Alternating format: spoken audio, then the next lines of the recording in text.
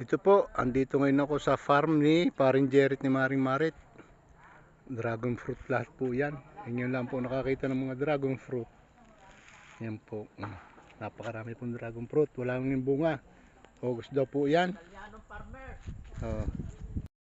Naambitan ako ni Paring Jerry. Yan. Hindi nagparinig. Yan po may-ari nitong asyendang ito. Hello! Beer muna tayo! Yan, palamig muna po. Yan po, ay kanla pa din daw yan. Yan. Yan po ang kanyang kubo. Napaganda. Yan po ho. Ay, napakalawak ng kanyang mga dragon fruit. Yan po ang kubo. Ay, napakaganda po. Yan po ang may-ari, si Doña Maret. Yan. Nagluluto po. Yan po ang kitchen. Banyo. Yan po, napaganda. At ito naman po yung kwarto nila.